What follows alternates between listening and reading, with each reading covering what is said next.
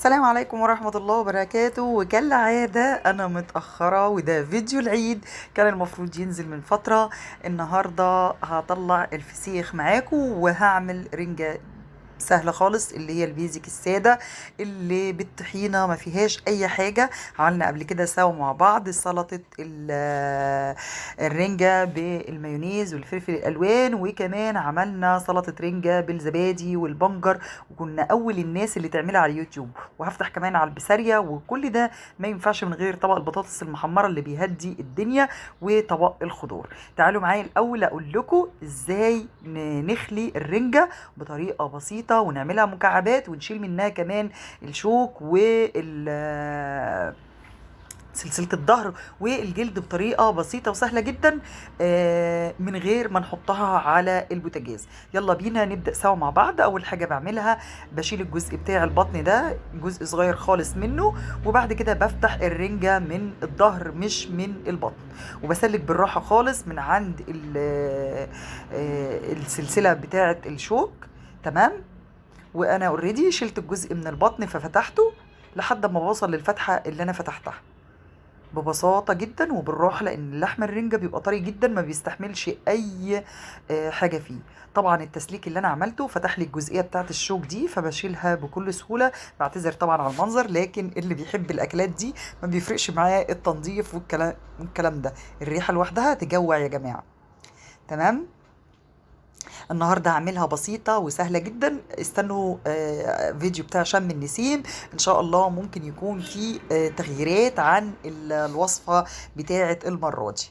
انا كده متعودة ان انزل اخر الناس خالص، بس تقدروا تعملوا الوصفات في شم النسيم ان شاء الله. عايزه اقول لكم اللي عايز يخلي الفسيخ يعمله دلوقتي. السمك البوري اسعاره نزلت. هياخد معاكي الوقت اللي هياخده من دلوقتي لحد شم النسيم ان شاء الله. هيبقى كويس جدا. التمليح بتاع البوري ما بيعتمدش على كميه الملح اللي انت بتحطيها، لا. الفسيخ في العموم بيعتمد على خروج الهواء منه وتقفيله كويس جدا. بشيل كده الجناب بتاعة الشوك كلها. تمام. بعد ما شلت منها الجلد، وتقدري انك تشيليه بالطريقه اللي بالسكينه اللي انا عملتها، وتقدري تشيليه بايديكي زي ما انا عملت كده. الطريقتين سهلين جدا. اما للناس اللي بتحب، في ناس انا اعرفها بتحب تاكل الجلد ده عادي خالص مفيش مشكله، لكن ده بالنسبه للناس اللي بتحب تعمل السلطات اللي بيضايقها الشوك، اللي ما بتبقاش عايزه تنظف. وطبعا انا اللي معايا بياكلوا كلهم بيستسهلوا ان انا انظف لهم الحاجات دي. تعالوا بقى نفتح على البيه الاستاذ ده. 60,000 كيس في قلب بعض، طبعا ما تملوش. تمام. انا سرعت الفيديو هنا علشان خاطر ما يبقاش فيه زهق طبعا. حد هيجي ويقول لي يا مرمر انت حاطه في كيس اسود، هقول له حضرتك انا حاطه 60,000 كيس ابيض قبل الكيس الاسود.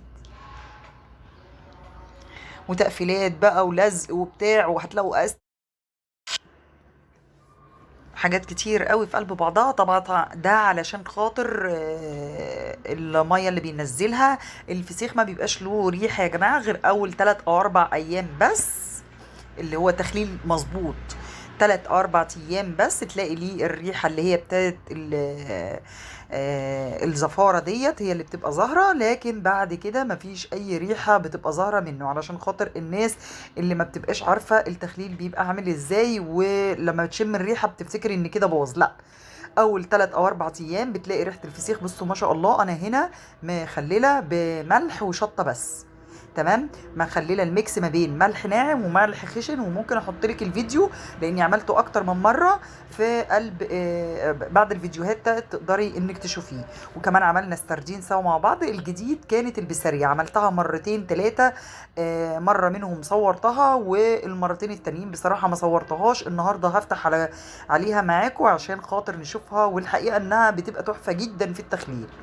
دي اول سنه ليا اجرب فيها تخليل البساري، لكن الحمد لله الفسيخ عملناه اكتر من مره سوا مع بعض، وكمان السردين. مش هروح بقى اشتري انا ب 500 جنيه و400 جنيه والكلام الفاكس دوت، والاقي حاجه مش عجباني واقعد اتكلم مع الناس وبتاع. ليه؟ انت شاطره بكل سهوله تقدري تعمليه في قلب البيت وتتبعي الخطوات، هيطلع معاكي بصوا تحفه تحفه. اللون الوردي اللي احنا بنحبه كله مستوي وريحته خطيره جدا.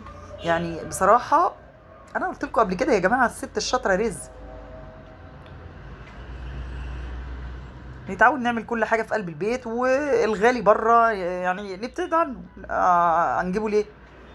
انت حاجه بتعمليها في ربع ساعه، في 10 دقائق، في نص ساعه، وتركنيها 10 13 يوم، بتطلع معاكي زي الفل ان شاء الله. يعني الحمد لله، ربنا يحسن ما بين ايدينا كلنا جميعا يا رب. تعالوا بقى نفتح على الاخت بسارية. انا هنا خللتها في العلب اللي هي الاستخدام مره واحده بس، عشان خاطر طبعا الريحه بتبقى قويه بتاعه التمليح وتخليل الحاجات دي. فطبعا لو عملتي في علبه بلاستيك ما مش هتستخدميها بعد كده، هتفضل ريحتها فيها، عشان نبقى مقتنعين سوا مع بعض. فيستحسن انك تعملي زي ما انا عامله كده. تعالوا بقى بصوا الجمال. شايفين البابريكا وشطه وملح، حاجه كده يعني تحفه. وكمان انا لما خللت اللي هو النوع الكبير، وكان السنه دي في كتير قوي من البسارية موجوده كبيره في قلب السوق.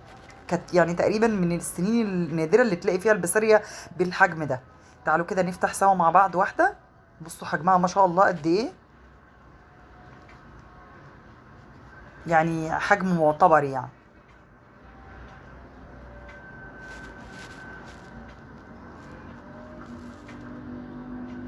دي بقى اللي ما ينفعش انك تنضفيها وتقدميها متنضفه، الا بقى لو هتقعدي 3 4 ساعات حضرتك عشان تنضفي فيها.